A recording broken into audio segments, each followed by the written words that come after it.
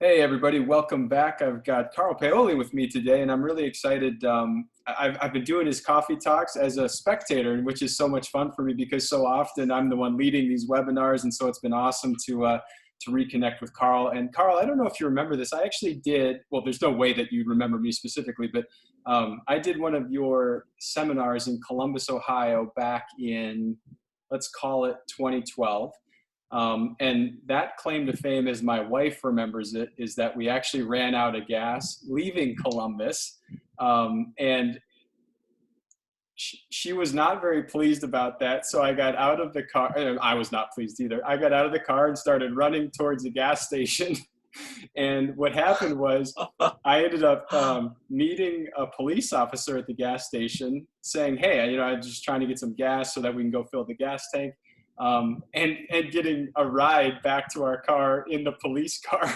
so that was a pretty memorable experience. Now, the seminar was great, but the leaving the seminar was a lot of additional memories. But just thought I'd share that with you for a second. But thanks for coming on, man. If for the people who don't know you, can you just give people a little bit of a background on kind of who you are, what you do? Yeah, I'm also trying to figure out, who am I? Exactly. So this goes for all of us, myself included. Let's see. Here's my curriculum vitae, my resume. I was born in the U.S., Swedish parents, but grew up in Spain. I did gymnastics growing up, and that was my passion, and it became my lifeline, as I was someone who you are aware of as you've attended coffee club. I was very scared and frightened of everything, and thanks to gymnastics I was able to overcome that as a child, and eventually I got into pretty high level gymnastics competition, and then retired, entered the world of environmental science, and as a supplement to my career in environmental science, I started coaching, and then got sucked into the coaching world because the fitness scene was hot when I found CrossFit. And it was hot because social media had just started to erupt and become a thing. And all of a sudden you could connect with people all around the world, sharing original ideas in original ways. And fast forward to today, I guess my claim to fame is I wrote a book that became a New York Times bestseller, which if you know anything about the New York Times bestselling list, it doesn't mean much. It's a pure marketing scheme. It has nothing to do with the value of what you're offering in the book. Gotcha. Well, it has some, but we can talk about that some other day. I was going to say that one's something that could be a fun unpacking scenario for a conversation. But so one of the things that I was saying to you before we started is that, I've been to each of the 3 coffee clubs, and keep in mind, just for context, those are online. You invite anybody who wants to come. You present a topic. It's very open-ended where people can jump in with thoughts. And the reason why I've liked it a lot is because it's very clear to me that you're doing it just for the intent of getting people connected and sharing ideas. It's not a big sell fest. And you're also very prepared for the calls. Like, you come what you want to talk about, and you know how you want to engage people. And so what that thought to me is the intent is good. So let me ask you, what was the intent initially with your live coffee clubs, and did that remain, and how did it change as you went online? Mm-hmm.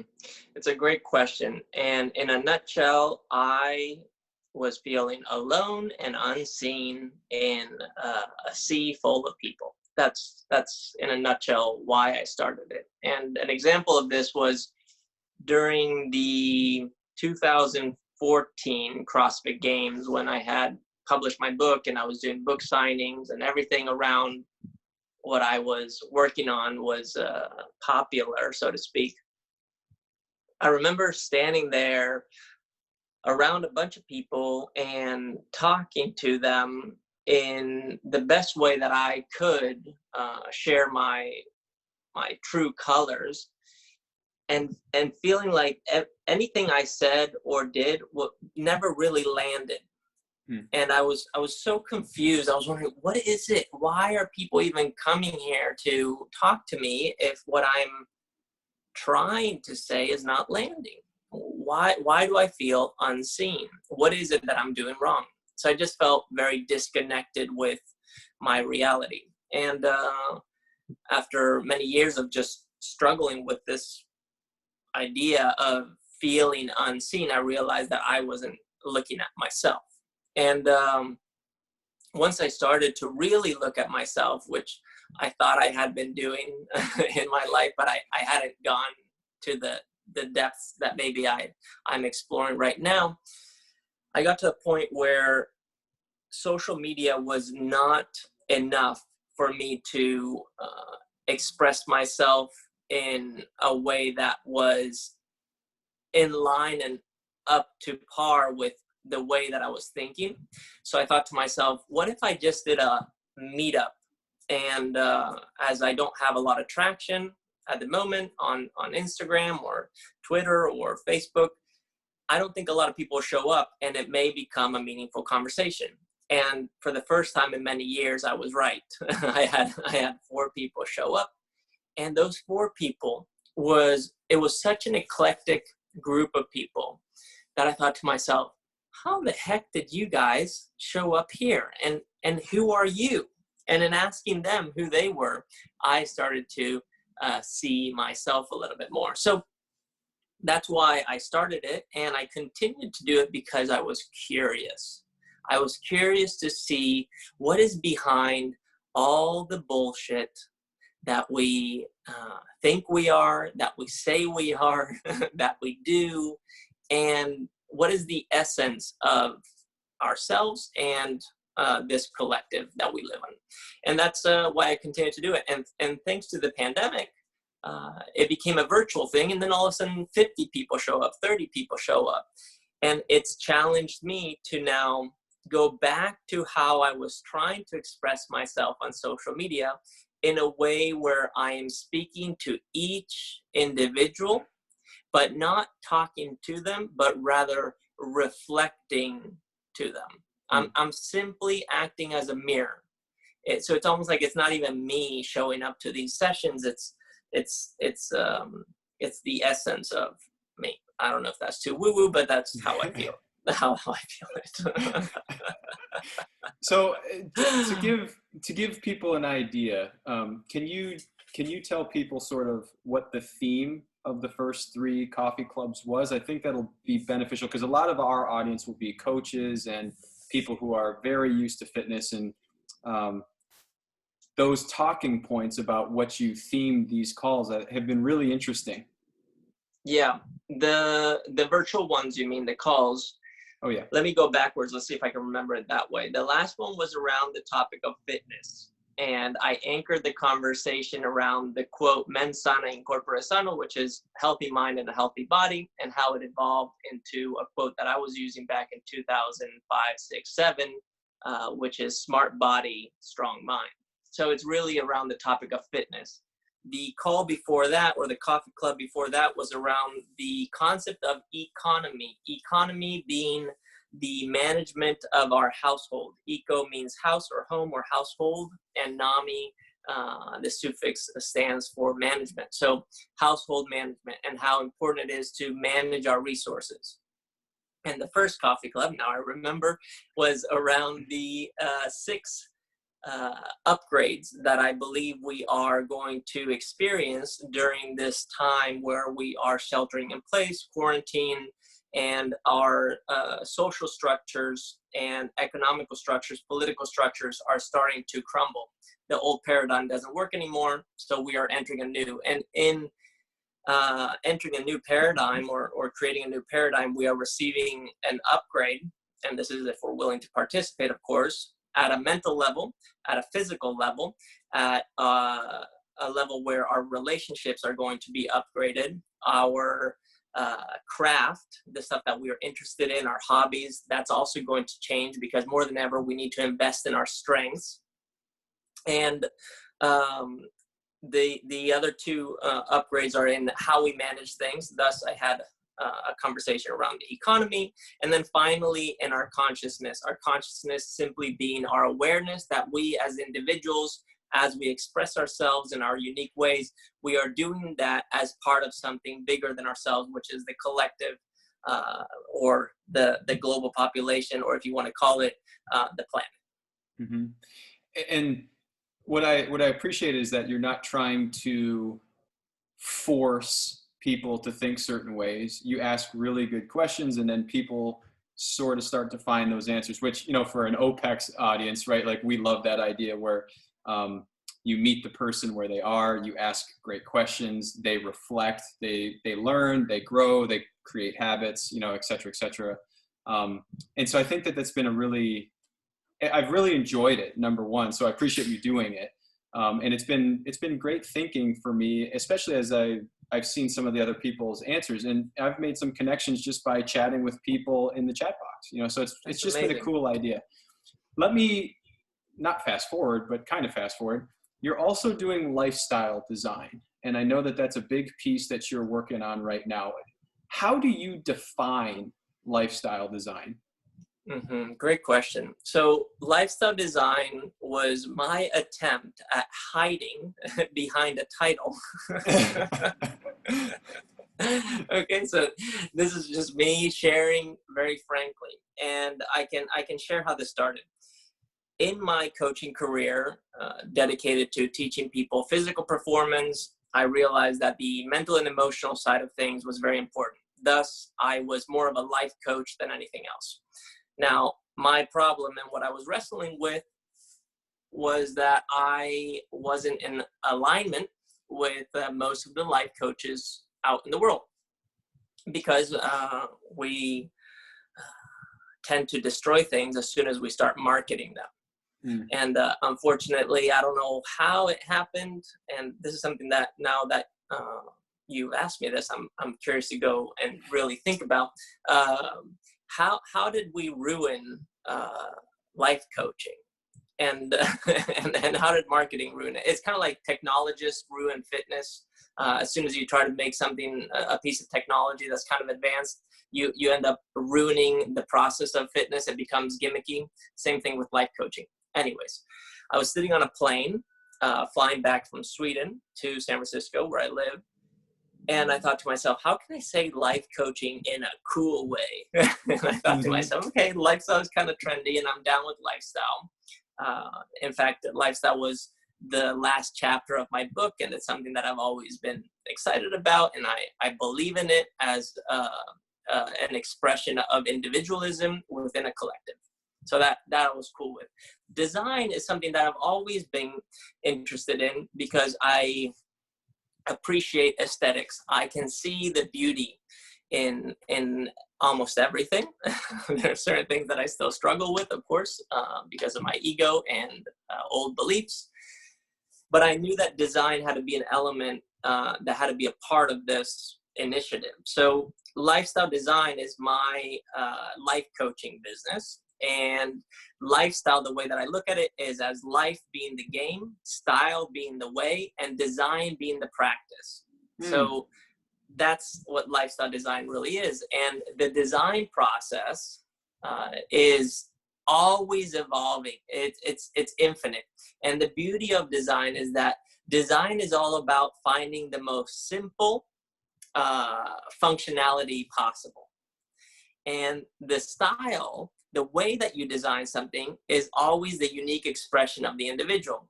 And life is the field or the game that we're playing on. And that's what lifestyle design is. And that's kind of how I define it in a long-winded way. When you started searching inwardly and sounded like, you know, you didn't feel like you were being heard, you start to search inwardly, you start looking at yourself. Where did you find a lot of inspiration? Was it through education? Was it through conversation? And I'm sure there's some of all of that in there, but where did you really start looking into this? Yeah, that's a good question. So there are many layers to this. number one, inspiration is breathing life into. So the sense that I had was that I was dying. I wasn't living anymore. So I had to take in life again. And I had to start through my eyes, through the breath, through what I was eating, through what I was working in. When I think about training, I think about working in. I'm working in a new way of processing information. So that was the first part. I had to inspire. I had to breathe in life. And the way it really started to accelerate for me was in the last year when I woke up with tinnitus in my left ear. I had this very intense ringing. And with that ringing, I started going crazy. I started exploring, how can I fix this? Something is wrong. Until one day I realized this is here to stay and I need to work with it. So I imagined this ringing in my ear as a little string. It was just a little string in my consciousness. And I started to pull on that string. And I started to pull on it by simply sitting down to meditate. And I realized that it was through meditation where I could pull on the string. But I could only grab and pull on the string when I was in a state where I was calm and I felt peace and I was just in the moment, which wouldn't last long. But when I was in that state, that string, it didn't even require me to pull. It would just kind of unfold itself. It's like it was like a yarn, a little ball of yarn rolling down a little hill. And as it started unfolding, I started getting connected with different podcasts, different books that I didn't even read the whole book. I would just read like a paragraph here and there. And that would lead to names, and names to teachings, and teachings to quotes, and quotes to ideas, and ideas to translations. And that's how it really started to happen. And then I realized that books, people, teachers, these are all just references for me to create a blueprint to allow myself to express what I was thinking. And that's what I've been doing. And that's kind of how the process has been going. So Coffee Club, in many ways, is, this is stealing a quote from Ram Dass, which is that I work on myself as an offering to you, and I work with you through Coffee Club, for example, as a way of working on myself. And that's what I live by. And that's been my practice or exercise of introspection. When you think about outcomes, and I know thinking about creativity is kind of a constantly evolving process, but when you think about outcomes, what are you trying to learn, create, achieve? And then kind of secondarily, what do you work on with the people who you're working with in lifestyle design, etc.? Similarly, like what are you really looking for as some noticeable outcomes? Yeah, the moment people stop calling me, I know that the outcome has been positive. Yeah. Right? You don't need me anymore? Fantastic. You're off to the races. That's when I know the positive is outcome. For me personally, I've always been a dreamer, and I've set big, lofty goals. And one thing that I've learned is that I've never achieved a single one of them. They've always been too far out. But I've achieved other things. So the goals or outcomes that I've envisioned have always been a way for me to trend in a certain direction. What has happened over the last, 6 months, is that I consciously decided no outcomes. I decided no goals, no expectations. And as you can imagine, nothing happened.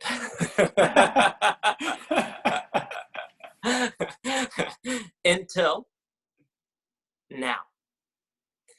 A door has been opened where all of a sudden, whatever madness I was sharing before and ideas that I was sharing before that didn't land with people are now becoming words, a vibe, a place for people to connect engage in a way that they can do the same.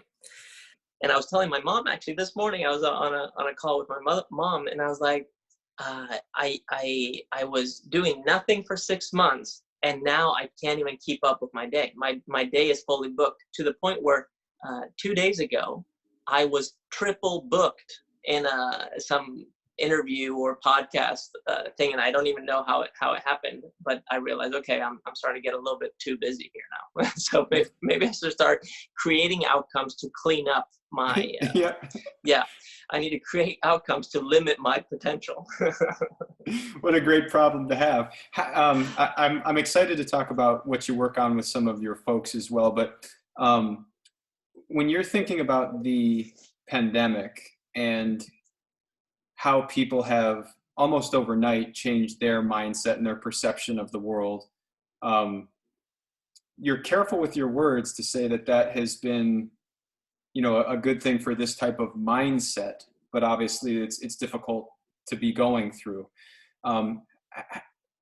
How do you reconcile that with the people that you're working with? You know what I mean? Like, there's almost this mindset where, I shouldn't say mindset. There is certainly a public narrative that says, I shouldn't look at this as something good.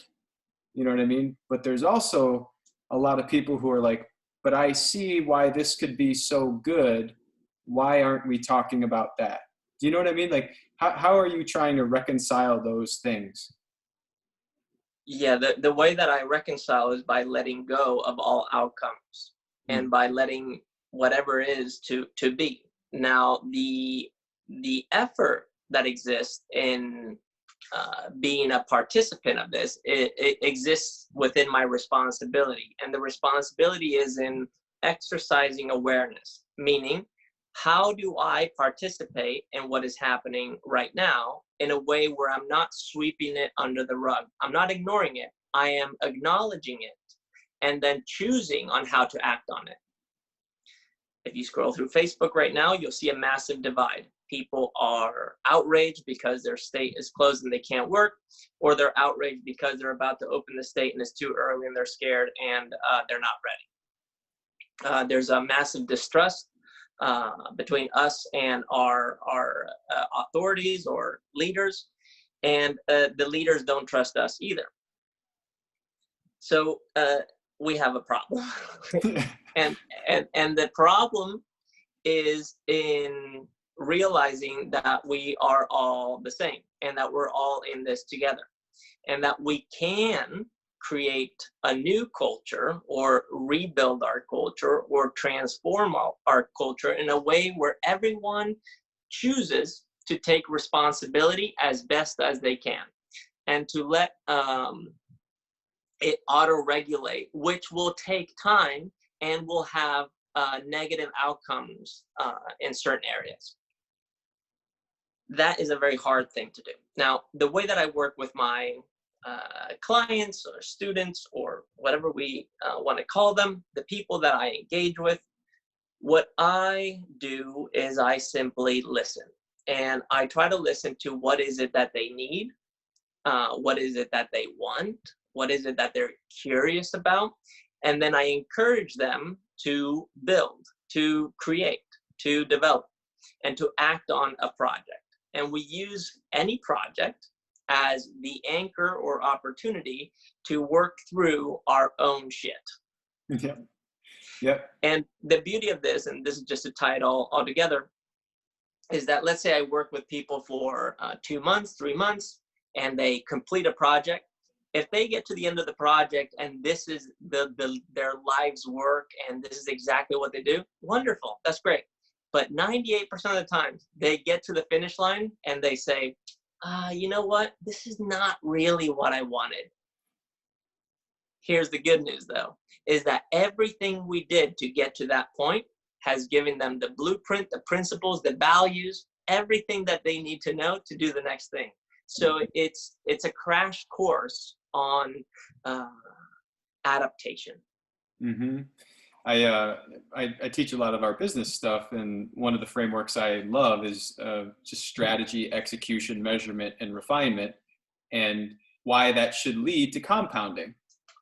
So it's not about one thing per se. It's about, am I starting the next project just one step ahead of where I started the last project? And again, it's not about a specific outcome. It's, we might call it growth, and actually we should probably try to define growth, but if you can keep stepping forward, there's so much intrinsic power to that, to feel good, to be reflective, to help other people. So I want to ask you the question, how would you define growth? Yeah, I was just thinking about it. Well, a lot of people, when they think about growth, they think about something that can be measured. And now let me just go off here on a little tangent. The way that I express this is I express it through performance. And I say, performance is measured by feel.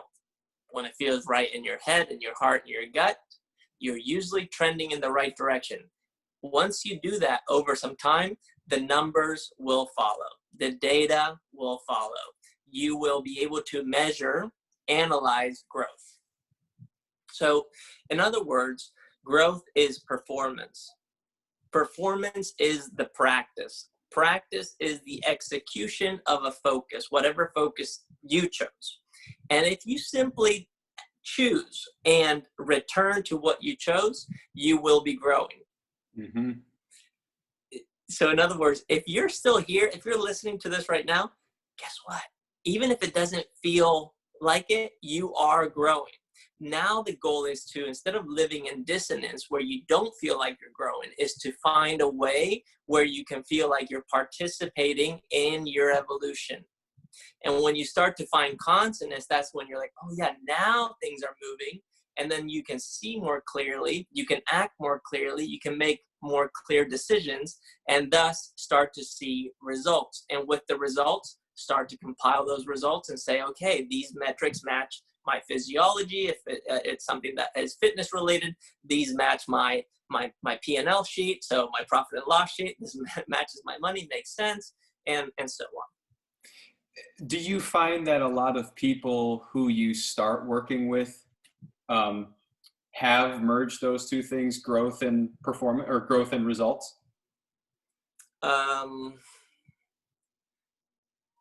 I have to think here for a second because I don't want to throw people under the bus necessarily. I would say no. People haven't been able to merge that. And I think that's what we're struggling currently with in our, the modern day. That's, I think, one of the biggest struggles. And it's because there's so much information that we simply can't, we don't have the tools and the capacity and the awareness, the software to connect with that. Gotcha. Well, I'll preface by saying I agree with you that when a lot of marketing is put around something, let's just forget about whether it is something that is inherently good or bad, but it certainly changes the perception of the thing.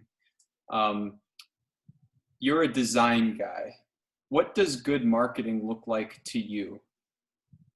That's such a great question. So if marketing is raising people's awareness and guiding them where they need to go, not where you want them to go, but where they need to go, then I believe that marketing is being able to raise awareness in a way that is not manipulative, but self-realizing. You know what I was thinking about recently, and more things are not cable TV anymore, but I was watching cable TV at one point, and a commercial came on, and it was kind of an old school commercial where they were just talking about a product and da-da-da. And it made me think to myself that new marketing, if you will, is almost going to have to be storytelling, that just the product is part of the storytelling. You know what I mean? And I don't just mean traditional stuff. I mean, somebody has to represent a company, and they need to do great things that connect with people, and those people need to connect with that person. And then there is this connection to a company. When does it go wrong, do you think? Yeah, it's when, that's also a really good question. If you are into mythology at all, you know that that's storytelling. And when you look at mythology and you start to actually read about it, one of the things that you'll notice is that mythology is usually based on true events. That doesn't mean that they happened exactly like they are represented. Many times mythology is representing a change in the planet, and it's usually some kind of geographical thing. Maybe an ice age came, or the Homo sapiens really started to populate the earth. It varies, of course. And I think where marketing goes wrong is the moment that people start believing the stories that you have embellished with characters that are maybe more appealing for people, or adding color or nuances that bring color to the context but aren't the truth or factual reality. I think that's where it goes wrong. When you're working either on your own internal stuff or with your clients, how do you help them create, maintain growth, and also maintain their own kind of level of authenticity? You know, one of the big things I hear so often from coaches is, well, you know, it's like, I want to go make more money and I want to serve more clients. And so, like, do I have to sell out, you know, in order to get people? How do you help them kind of reconcile that? Yeah, the one thing that I've realized is that although I have been good in the past at doing business development, I have not necessarily been great at implementing what I've learned through business development. And the reason is because when you implement it, immediately you know that you are compromising your integrity in a way. In other words, if I create an email funnel, for example, to guide you down this beautiful path to the key to success, which is over here, because of our lack of awareness and consciousness and what we're really doing, although we maybe think we think we're operating with positive intent, but when we become a little bit more aware, we realize that, wait a second, I'm kind of being a trickster here. I am in some way manipulating. So how can I, in implementing these business development tools or funnels, for example, or marketing strategies, how can I do this with an authentic voice and eliminate the deadline or the timeline that I've set? And that is a very hard thing because rent is due. The bills are due. The day is ending, right?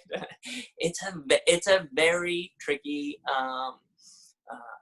environment to navigate. And I think about this a lot. So the way that I help them is by simply allowing them to create the space, the time to ask themselves, is this something that is true? Is this something that I would share with my mom and my dad and the people that I love the most? Is this something that I would tell my best friend in the most vulnerable time of their lives? Is this something that I would do to myself? If the answer is a slight no, then you're off track. Mm-hmm. And then if you're off track by a couple degrees, you extrapolate that out weeks and months and years, and now we can sort of see why people feel like they've fallen off the rails, is because they've kind of shut their eyes for X amount of time and they've just done what they thought they needed to do. We talked to so many coaches about that. Actually, we revamped our entire coaching education to start with an internal look at themselves, right? You know, because we think that anybody can be a great coach if they're a great person, you know? So it's like, we can teach somebody how to progress a program. We can teach somebody nutrition, but if they don't have empathy, if they don't understand that it takes conversation and time and energy, that is more about coaching to us than anything else. And I wonder if we will move more into that, let's call it generation, coming off of the pandemic, because I've been saying to people for the last month that people are so emotional in whatever emotion means to them in this moment that they will take into their soul a lot more than they would have 6 months ago. And I wonder if some of these ideas, or, like a coffee club type idea, or truly authentic conversations, will have more weight. Now, I'm also a black and white type of a guy, right? Like, I'm an analytical guy. There's a reason why certain things sell a lot more. So I'm not going to be naive to those facts, but I wonder if there's going to be this niche, true, authentic, let's call it a marketplace, right? Where people can learn a lot and feel like they are continuing to grow. What do you think on kind of that broad idea? Do you think I'm just being naive on that, or do you think it might exist? No, I think it already does exist. It's just that it is hidden by all the noise and clutter that is out there. And I'm gonna give a shout out to Ryan Orico with Random Talking Videos. He's wonderful at what he does. He is someone who, in the marketing department, in selling online, it's all about education, storytelling, and self-development by using the marketing or business tools. And it's all about not just finding your voice, but realizing who you truly are. What does empathy mean? What does compassion mean?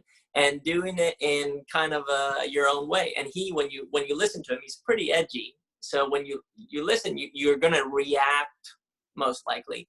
That reaction has an emotion. That emotion has a thought. And the goal that he has is to help you identify what that thought is, and then create the structures that you need to create online conversions.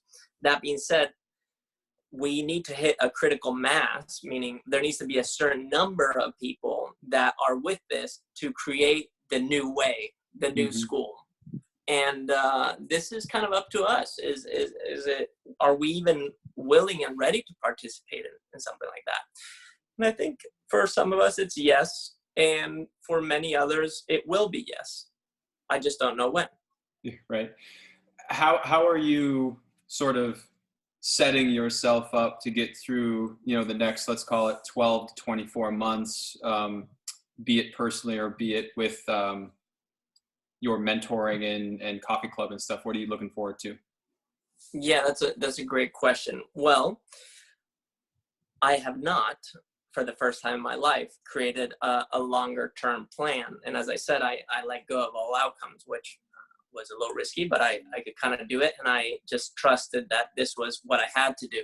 But what is starting to happen is I'm starting to slowly find some traction in this new space. And as you know, I'm trying to do it in a way that feels right. And what I've noticed is that I've started to attract certain people who genuinely want to support me. So I'm trying to create very organic collaborations with them, with the intention of having something that can support me, my livelihood, which I don't need much. I always wear the same clothes, for example. I don't drive fancy cars. I live in a little apartment. I don't need much. But the ultimate goal is for that support to allow me to multiply my initiative of supporting other people in their own development. So I'm figuring that out at the moment. And I think the way that I'm currently doing it, although it's a little scattered, is I am simply executing on trying to communicate as best as I can, and in a way that allows for people to join a process or a practice that can elicit some positive outcomes, so to speak, for them and for the rest of the planet. And the positive outcome for me is for us to live with a sense of coherence, where what's in our head and our heart matches, and that we are in alignment with this planet. It's that simple. I love it. Carl, I really appreciate you coming on today, man. This is really fun. I always enjoy talking to you. Where can people find you? Where can people find something? Well, do you want a bunch more people to come to Coffee Club? I would love Coffee Club to be packed. Let's get 1,000 people in there. I don't know. Yeah, you can just find me on Instagram or Facebook or Twitter or whatever social media outlet at Carl Paoli, or you can come to my website, freestyleconnection.com. Not very active there, but I think something's gonna happen on that website soon. And if you want to contact me, you'll know how to. You'll find me. Yeah, awesome. Yeah. Carl, thanks so much, man. I really appreciate it. Dude, thank you for having me. I appreciate it too.